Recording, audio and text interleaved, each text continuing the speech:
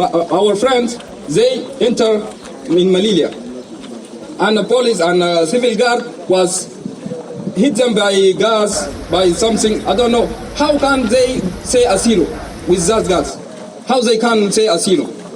What is this? Give me a chance to say asilo. Give me a chance to say asilo. But in that crowded gun and gas, how can I say asilo? How can? I want to know what is that law. I ask Pedro Chances. And why he say, bravo, Muhammad Al-Sadis, you doing job, you doing good job. Why? And he see people die and he say, thank you. What is? He don't have any mercy in his heart. That behavior is not good. Gracias. Hola, soy Mar Soriano, asesora jurídica de Solidary Wills aquí en Melilla, y hoy venimos a contar los hechos acaecidos el pasado 24 de junio de 2022, día en el que se produjo, como consecuencia de las necropolíticas migratorias entre España y Marruecos, un acto atroz y violento que ha culminado con la muerte de al menos 37 personas migrantes. Hablamos de al menos porque estas son las cifras más recientes publicadas por las entidades defensoras de derechos humanos. Sin embargo, de forma no oficial se habla de más de 50 personas fallecidas como resultado de lo ocurrido el pasado viernes 24 en la valla de Melilla. Tras lo ocurrido, la reacción del gobierno ha dejado mucho que desear. El presidente Pedro Sánchez alabó el trabajo de cooperación entre las autoridades españolas y marroquíes para hacer frente a este intento de asalto, que calificó de asalto violento en múltiples ocasiones.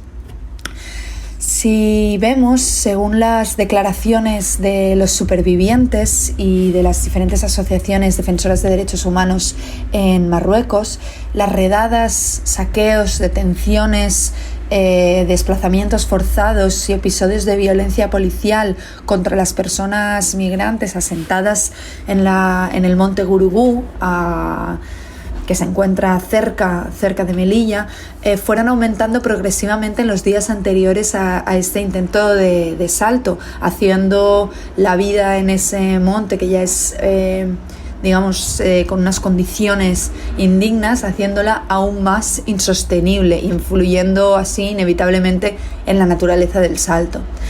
Además, es de destacar que todo esto sucede en torno a la celebración de la cumbre de la OTAN en Madrid el pasado 29 de junio, en la que el gobierno tuvo la intención y manifestó su deseo de extender el paraguas de protección de la OTAN en los enclaves de Ceuta y Melilla. Y hablamos por primera vez de la migración en términos de seguridad. Entonces, digamos que se utilizó un poco lo sucedido para seguir militarizando, controlando, securitizando esta frontera sureuropea, esta arquitectura violenta, esta arquitectura fronteriza que nos encontramos aquí en Melilla y también en Ceuta. Por otro lado, al poco de conocerse la noticia, todas las entidades en Melilla nos organizamos para denunciar lo ocurrido. Se llegaron a publicar más de 20 comunicados y también un comunicado unificado que suma más de 7.000 adhesiones, 1.084 asociaciones y colectivos, incluyendo SOS Racismo, Regularización Ya, Hija de Inmigrantes, Oxfam Intermón, y 5.975 personas particulares firmaron y se adhirieron a este comunicado colectivo de denuncia por la masacre ocurrida, que expone un listado de exigencias, como por ejemplo una investigación independiente para esclarecer las muertes, la reparación de las víctimas, una atención especializada a las personas heridas, la finalización de las devoluciones en caliente, que también vimos que se produjeron durante los episodios de este pasado 24 de junio. También la creación de mecanismos de monitoreo de los derechos humanos en la frontera sur y el establecimiento de vías legales y seguras, así como la derogación de la ley de extranjería, que, como vemos claramente, mata gente cada día. Todas ellas, estas exigencias necesarias para hacer efectiva la protección de los derechos humanos que han sido deliberadamente vulnerados en múltiples ocasiones y de forma clara y muy, muy grave en los hechos producidos en esta masacre. Para seguir visibilizando la repulsa, la rabia ante estos hechos, se han convocado por parte de diferentes entidades en todo el territorio diferentes actos, concentraciones, manifestaciones.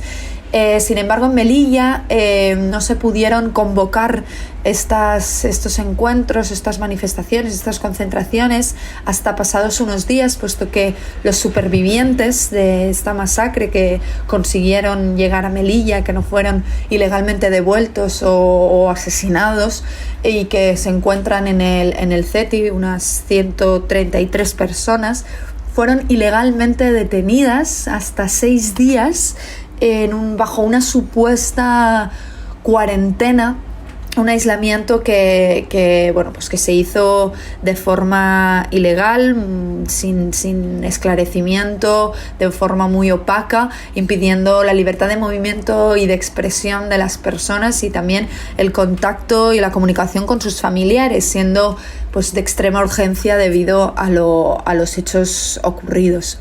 La sociedad civil de Melilla convocó una concentración delante del CETI el pasado miércoles 29 de junio para facilitar pues, la participación de los supervivientes de la masacre que ya pudieron salir de ese aislamiento forzado.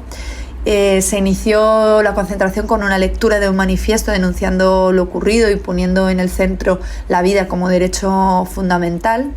Y a continuación, algunos residentes del CETI pues tuvieron un espacio para expresarse, para ser escuchados, y entre las diferentes declaraciones muchos pues expresaron y trasladaron su tristeza, consternación y frustración y denuncia ante lo ocurrido, y pues uno de ellos, por ejemplo, solicitaba que la comunidad internacional no permita que esto suceda de nuevo. También se denunció la violencia ejercida por parte de las autoridades marroquíes, no solo en el momento del intento de asalto, sino también durante los meses e incluso años anteriores en las que las personas migrantes provenientes de terceros países son obligadas a vivir en los asentamientos en el Monte Gurugú, ¿no? Ese asedio que comentábamos anteriormente, ¿no? Esa violencia, incluso algunos de ellos comentaban que al acercarse a comprar comida con el dinero en mano, ni siquiera se les vendía, ¿no? Una violencia, un racismo contra las personas negras muy claro, muy violento, tanto físico como psicológico. Junto también al comunicado en Melilla también se convocó solicitando solidaridad de todos los diferentes territorios. Se convocaron en más de 60 pueblos y ciudades una convocatoria unificada de manifestación y realizada el pasado viernes 1 de julio a las 7:30. Aquí en Melilla se realizó en la Plaza España y participaron unas entre 150 y 200 personas, mayoritariamente pues jóvenes que se encuentran en el CETI, que pues de nuevo salieron a la calle para denunciar lo ocurrido, señalando de nuevo esa violencia ejercida que han sufrido en Marruecos y también durante el trayecto que muchos de ellos iniciaron pues hace ya varios años, y que ejerce una violencia gravísima contra las personas en tránsito.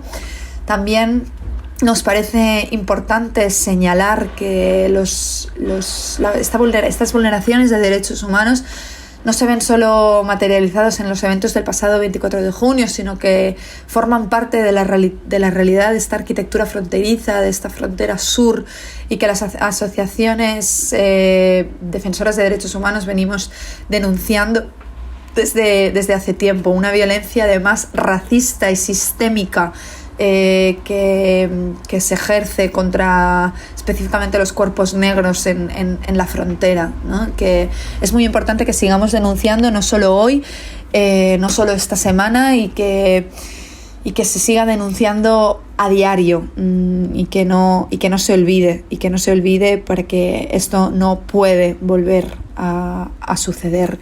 Desde la asociación Solidary Wills hemos buscado fomentar estos espacios para que los supervivientes pudieran expresar su denuncia, las consignas, y también en esa manifestación leyeron un manifiesto con diferentes denuncias que vamos a ir publicando en las redes sociales. Por tanto, animamos a todas las personas que estén escuchando que no dejen de visibilizar esta realidad, de denunciar, que no dejemos de exigir una investigación, una clara denuncia de lo ocurrido y un esclarecimiento de los hechos para que no sea en vano, para que esto no vuelva a ocurrir. Bueno, muchas gracias.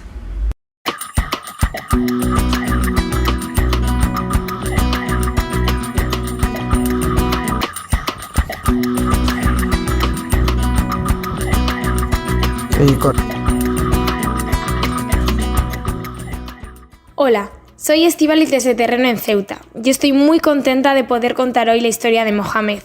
Pongamos ese nombre que claramente es ficticio.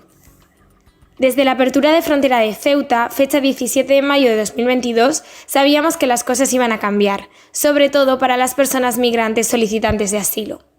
Siendo importante este punto, y antes que nada, esclarecer nuestro más sentido pésame y condolencias a las familias de las personas fallecidas en la frontera de Melilla, sintiéndolas tan cercanas como si fueran nuestras. Como decía, desde la apertura limitada de la frontera de Ceuta, muchos solicitantes de asilo están viendo coartada su libertad de movimiento. Si bien una persona en la península que solicita asilo puede tener libertad de movimiento, estas personas migrantes que consiguen entrar a Ceuta y solicitar aquí asilo se encuentran totalmente atrapadas en Ceuta.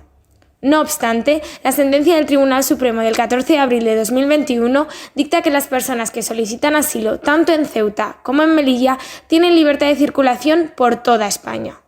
Sin embargo, nada más lejos de la realidad que vivimos en Terreno.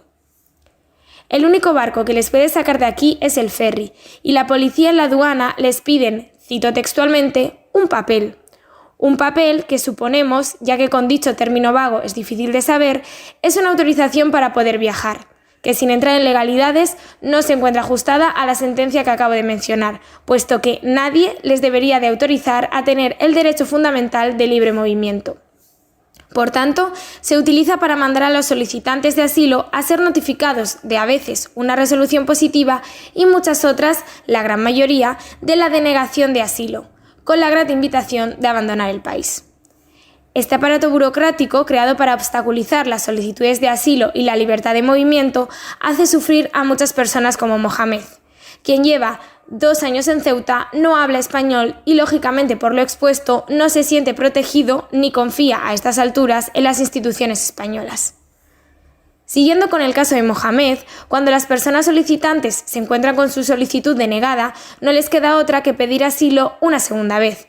Pero para ello deben sortear de nuevo este aparato burocrático que les exige, al borde de la legalidad vigente y de manera cuanto menos irónica, el iniciar su propia expulsión a su país de origen, ya que es requisito sine qua non el tener que ir al cuerpo policial con la denegación de asilo, justamente coincidiendo con la fecha de término de los 15 días de abandono voluntario del país. Ante esta situación frustrante e impotente hemos estado luchando estos meses, donde es evidente que las murallas del siglo XXI no solo son las vallas de 10 metros de altura con concertinas que vemos cada día, sino también los muros burocráticos que hacen que exista diferenciación en los derechos del colectivo migrante, aún naciendo, creciendo o solicitando algo tan básico como es el pedir asilo en situación de necesidad. Sin embargo, este post termina hoy de manera positiva, pudiendo decir que ayer, día 27 de junio de 2022, conseguimos por fin que Mohamed pudiera solicitar asilo. Aún así, seguiremos acompañando en la lucha a las personas en tránsito, luchando contra esta totalmente injusta y discriminatoria situación que viven ellos cada día.